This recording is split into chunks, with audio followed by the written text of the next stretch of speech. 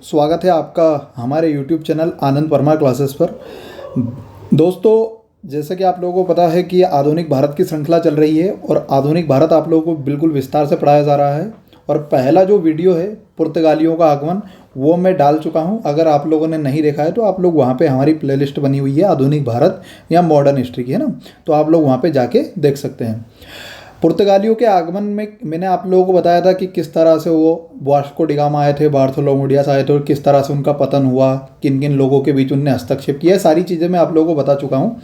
अब पुर्तगालियों के बाद अगला आता है डचों के आगमन। हम यूरोपीय कंपनियों का आगमन पढ़ रहे हैं ना, तो यूरोपीय कंपनियों के आगमन में मैं आप लोगों को पुर्तगाली तो पढ़ा चुका हूँ। अब आएगा ये डच, डच के बाद आएंगे अंग्रेज़, अंग्रेज के बाद फ्रांसीसी और उसके बाद अपने कर्नाटक युद्ध। बिल्कुल आप लोगों को सीरियल बाय सीरियल सारे वीडियो मिलते रहेंगे ना। अगर आप लोगों ने हमारा चैनल सब्सक्राइब नहीं किया तो आप लोग हमारा चैनल सब्सक्राइब कर लीजिए ताकि आप लोगों को अगले नोटिफिकेशन मिलते रहे। चलिए बिना देरी किए हम क्लास स्टार्ट करते हैं। और अब आज बात करेंगे हम डचों का आगमन। अब डचों के आगमन की अगर बात की जाए तो पहली बात तो ये समझो कि डच लोग आए थे कहाँ से। तो डच लोग आए थे भैया नीदरलैंड से। कहाँ से आए थे भैया? नीदरलैंड से। तो डच लोग कहाँ से आए थे? तो ये नीदरलैंड से आए थे। इतनी बात क्लियर है। चलिए आगे लेके चलता हूँ।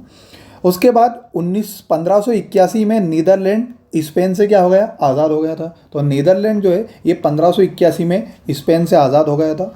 शुरुआत में डच पुर्तगालियों से मसाले खरीदकर इंग्लिश चैनल से जाकर यूरोप के देशों से बेच देते थे। क्लियर है इतनी बातें? तो क्या हुआ था, तो शुरुआत में जो डच लोग क्या करते थे, वो पुर्तगालियों से मसाले खरीदते थे क्योंकि पुर्तगाली पहले आ गए थे, और उनसे मसाले खरीदकर इंग्लिश चैनल से जाकर कौन से देश में बेच देते थे? यूरोप देश में, यूरोप के देशों में। यूरोप एक महाद्वीप है तो यूरोप के देशों में बेच देते थे। और धीरे धीरे पैसे कमाकर इन्होंने अच्छी नौसेना और जल सेना तैयार कर ली। मतलब आई बात समझ में? उसके बाद अगर आगे की बात की जाए तो मतलब पहले तो वो मजबूत हुए, थोड़ी सी उन्होंने अपनी शक्ति को मजबूत किया। और डच जो है वो पहले इंडोनेशिया गए। आई बात समझ में? जिसको कहा जाता था उस समय मसालों का द्वीप। 1595 से 1596 में यहीं व्यापार शुरू करते हुए ये भारत में आए। और डच जो है वो सबसे पहले इंडोनेशिया में आए और इंडोनेशिया से इन्होंने ज़्यादा व्यापार किया था और इंडोनेशिया के बाद ये भारत में आए। 1605 में मसूलीपट्टनम में इन्होंने पहली कोठी बनाई और इनकी कंपनी का नाम था वेरी गस्त ओस्ट इंडीज। इसका एक और नाम था यूनाइटेड ईस्ट इंडिया। क्लियर है इतनी बात है? ये डचों की कंपनी का नाम था कि वेरी गंदे ओस्ट इंडीज। इसमें आम लोगों को भी शेयर धारक बनाया। ये पहला ऐसा मतलब ऐसी कंपनी थी जो सहकारी कंपनी थी। सहकारी का मतलब जिसमें भैया लोग भी शामिल थे और सरकार भी शामिल थी, दोनों का पैसा शामिल था। 200 वर्षों तक साझेदारों को सबसे ज़्यादा 18% मुनाफा दिया। 65 लाख गिल्डर से कंपनी बनाई गई थी। यही बात समझ में? कितने गिल्डर से? ये एक बेटा पेमाई से, जैसे पुराने ज़माने में क्या होता था, जैसे ये बेटा जीतल तांबे का सिक्का चलता था, या गजे सिकंदरी जो है बेटा ये भूमि की माप कराई जाती थी, इलाही गजे इलाही। तो इस तरह से गिल्डर जो है बेटा एक माप थी पैसों की। तो ये 65 लाख गिल्डर से बेटा क्या थी, ये कंपनी बनाई गई थी। क्लियर है? नीदरलैंड में ये डच लोग जो है बेटा वो गिल्डर से मापते थे। ठीक, चल।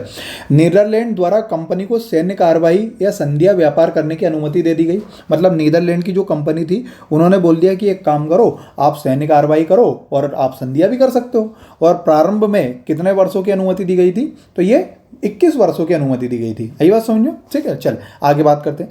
1602 में इंडोनेशिया ने पुर्तगालियों को हटाकर क्वांटम पर अधिकार कर लिया। क्लियर है इतनी बातें? तो भैया 1602 में इंडोनेशिया में पुर्तगालियों को हटाकर काय पे? क्वांटम पर अधिकार कर लिया। सर्वप्रथम एक व्यक्ति है कार्नेलस दे हाउस्टमैन। कौन है? कार्नेलस डे हाउटमैन। इसको कहा जाता है कार्नेलस दे हाउटमैन। 1595 में नीदरलैंड से कहाँ आया? इंडोनेशिया आया। वेरी वेरी इंपॉर्टेंट कि नीदरलैंड में सबसे पहला व्यक्ति जो है वो कौन सा आया? तो उस व्यक्ति का नाम है कार्नेलियस हाउटमैन। आप तो हाउटमैन याद रखना बस। और कब आया? 1595 में। नीदरलैंड से कहाँ आया था? इंडोनेशिया में। 1613 में जकार्ता द्वीप पर इन्होंने अधिकार कर लिया और नया शहर बेटेरिया बनाया। यहीं से भारत के लिए व्यापार को निमंत्रण भेजते थे। ठीक है, तो इन्होंने जकार्ता द्वीप पर बेटा अधिकार कर लिया और वहाँ एक शहर बनाया जिसको कहा जाता था बेटेरिया, और यहीं से ये भारत के लिए व्यापार के लिए न्योता भेजते थे। ठीक है, अब डचों की उपलब्धता, मतलब डचों ने भैया क्या क्या किया था और कहाँ कहाँ कंपनी बनाई थी और किन किन क्षेत्रों को जीता था, उनके बारे में बात कर लेते हैं। तो 1595 में कार्नेलियस हाउटमैन भारत मतलब नीदरलैंड आया। ये अभी बता चुका हूँ आप लोगों को। कभी आपसे पूछे कि डचों के आगमन में सबसे पहला व्यक्ति कौन आया, तो वो कार्नेलियस हाउटमैन।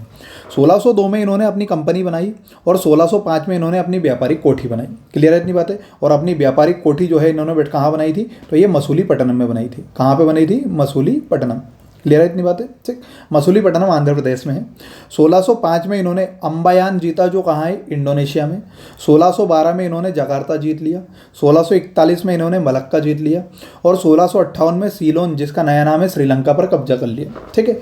इनकी पहली कोठी कहाँ थी, ये वेरी वेरी इंपॉर्टेंट, कई बार परीक्षा में पूछा जा चुका है कि डचों की पहली कोठी कहाँ थी, तो ये थी मसूलीपट्टनम में, जहाँ से ये नील का व्यापार करते थे। और 1605 में तो डचों की अगर बात की जाए तो डचों ने अपनी पहली फैक्ट्री 1605 में बनाई थी। और कहाँ पे बनाई थी, तो नीदरलैंड में, है ना, माफ़ कीजिएगा, मसूलीपट्टनम में। ठीक है, नीदरलैंड से तो ये आए थे। तो पहली कोठी जो है बेटा इन्होंने बनाई थी मसूलीपट्टनम में, और मसूलीपट्टनम आंध्र प्रदेश में है, जहाँ से नील का व्यापार होता था। और 1605 में इन्होंने पहली व्यापारिक कोठी बनाई। दूसरी कोठी कब बनाई, तो दूसरी कोठी जो बनाई वो 1610 में बनाई, जो बेटा पुलिकट में। ठीक है। और पुलिकट का मुख्यालय कहाँ है, तमिलनाडु में। ठीक है, यही बात समझ में। चल, अब ये क्या क्या करते थे, तो ये लोग जो है इन्होंने क्या करा, मसालों के व्यापार से ज़्यादा जो है वस्त्रों के व्यापार पर ज़्यादा ध्यान दिया। तो ये वस्त्रों का व्यापार करते थे, बारूद का व्यापार करते थे, और इन्होंने टकसाल की भी स्थापना करी। और टकसाल जो है स्वर्ण सिक्के का था, जिसको कहा जाता था पेगोड़ा। और भैया 1690 तक जो है ये मुख्यालय बना रहा। क्लियर है इतनी बातें। इन्होंने गोंड्रिया का किला बनाया, और उसके बाद 1690 के बाद नागपट्टनम को इसका क्या बना दिया, मुख्यालय बना दिया। ठीक है। ये क्या होता था, ये सूरत से सूती वस्त्र का व्यापार करते थे, और सर्वाधिक व्यापार वाला यही उद्देश्य था इनका। ठीक है। तो ये सूती वस्त्र का व्यापार कहाँ से करते थे, तो सासे सूती वस्त्र और सासे सूरत। ठीक है। 1750 ईस्वी तक डच ने 39%, मतलब 39% या 39% बाजार पर क्या कर लिया था, अधिकार कर लिया था। कासिम बाजार जो ये बंगाल में है, यहाँ से रेशम चक्री लगाई इन्होंने, है ना। तो कासिम बाजार कहाँ है, बंगाल में, और यहाँ इन्होंने रेशम चक्री लगाई थी। एक और जगह है बंगाल में जिसका नाम है चिंसुरा। तो चिंसुरा से रेशम वस्त्र पर अधिकार कर लिया था। क्लियर है इतनी बातें। बंगाल की कंपनी नीदरलैंड के नियंत्रण सीधे में थी। आई बात समझ में। तो भैया बंगाल की जो कंपनी थी, जो आधुनिक पश्चिम बंगाल है, तो बंगाल की कंपनी नीदरलैंड के सीधे नियंत्रण में थी। ठीक। तो एक तो कासिम बाजार और एक चिंसुरा, इन दोनों पर इन्होंने अधिकार कर लिया। इन्होंने मुख्यतः अभी हाल मैंने बताया आपको वस्त्रों का व्यापार किया, और 1795 में अंग्रेज द्वारा इनसे विचारों से सब छीन लिया गया। ठीक है। क्यों छीन लिया गया, ये मैं आप लोगों को आगे बताऊंगा। 1763 में पुर्तगालियों को हटाकर इन्होंने चीन पर कब्जा कर लिया। क्लियर है इतनी बात है। ठीक है। 1763 में पुर्तगालियों को हटाकर इन्होंने काय पे कब्जा कर लिया, चीन पर कब्जा कर लिया। ठीक। अब भैया डच जो है वो भारत से क्यों चले गए, तो सीधी बात है, जो आएगा वो जाएगा भैया। परंतु इनको अंग्रेजों से लड़ाई हुई, और अंग्रेज जो है ये इनसे थोड़े ज़्यादा ताकतवर थे। तो इनके बीच जो है एक बेदरा का युद्ध हुआ, अंग्रेज और डचों के बीच। ठीक है। तो बेदरा का युद्ध हुआ, और बेदरा कहाँ है भैया, बंगाल में हुआ। तो 1759 में डच जो है वो पूर्ण रूप से खत्म हो गए लगभग। और भैया ये मान के चलो, मतलब युद्ध में हार गए थे। ठीक है। तो 1759 में डच जो है वो खत्म हो गए, या वो लड़ाई हो गई, और 1759 में बेदरा का युद्ध हुआ था अंग्रेज और डचों के बीच, जिसमें डच जो है वो हार गए थे और अंग्रेज जीत गए थे। 1795 में इन दोनों के बीच पेरिस की संधि हुई, जिससे सारे क्षेत्र अंग्रेजों ने छीन लिए। सूरत जो है वो फिर से अंग्रेजों को दे दिया गया। सूरत वेरी वेरी इंपॉर्टेंट है, जब आप लोगों को मैं मराठा साम्राज्य पढ़ाऊंगा ना, तो जब सूरत की बात निकलेगी। ठीक है। तो 1759 में बेदरा के युद्ध में डच जो है वो अंग्रेजों से हार गए थे, और 1795 में पेरिस की संधि के तहत अपने जितने भी विजित राज्य थे वो सारे के सारे अंग्रेजों को दे गए थे। ठीक। डच जो है वो इंडोनेशिया से मसालों का व्यापार करते थे, और भारत से कपड़ों का व्यापार करते थे, परंतु कोचीन से मसालों का व्यापार करते थे। क्लियर है इतनी बात है। तो डच जो है वो इंडोनेशिया से तो मसालों का व्यापार करते थे, और भारत से काय का व्यापार करते थे, कपड़ों का व्यापार करते थे। क्लियर है इतनी बात है। तो ये था बेटा आप लोगों का डच। आई होप आप लोगों को समझ में आया होगा। छोटा ही सा ही लेक्चर था, क्योंकि डचों से ज़्यादा क्वेश्चन नहीं आते। आप लोग बस ये ध्यान रखना, 2-3 क्वेश्चन ये आते हैं कि डचों में सबसे पहला व्यक्ति कौन इंडोनेशिया आया था, तो कार्नेलियस हाउटमैन। उसके बाद डचों की पहली फैक्ट्री कहाँ थी, तो मसूलीपट्टनम 1605 ईस्वी में। और डच जो है वो बेदरा के युद्ध में अंग्रेजों से हार गए थे, और कौन सी संधि हुई थी, तो पेरिस की संधि हुई थी, जो अंग्रेजों ने उसके तहत ये सारी चीज़ें जो है वो किन को दे गए थे, अंग्रेजों को दे गए थे। ठीक है। और इन्होंने बंगाल में कासिम बाजार पर आक्रमण करके वहाँ को जीत लिया था, और चिंसुरा को भी जीत लिया। बस इतनी बातें हैं। डचों से ज़्यादा क्वेश्चन नहीं आते हैं, पुर्तगाली और अंग्रेज और फ्रांसीसियों से ज़्यादा क्वेश्चन आते हैं। ठीक है। तो ये लेक्चर कैसा लगा आप लोग कमेंट सेक्शन में कमेंट करके बताना।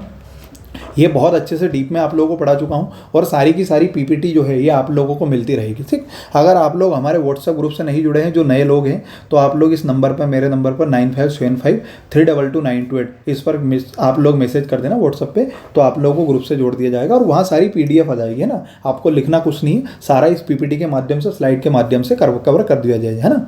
तो ये मेहनत हमारी है, सफलता आप लोगों के लिए। आप लोग अगर और भी आप लोगों को अच्छे से सारी चीज़ें पढ़ना है तो हिस्ट्री, पॉलिटी, ज्योग्राफी और उसके बाद बेटा मैथ्स, रीजनिंग, सारे वीडियो हमारे चैनल पर डले हुए हैं। तो आप लोग हमारे चैनल को सब्सक्राइब कर दें और दोस्तों के शेयर करें। बहुत बहुत धन्यवाद। Tata, bye bye.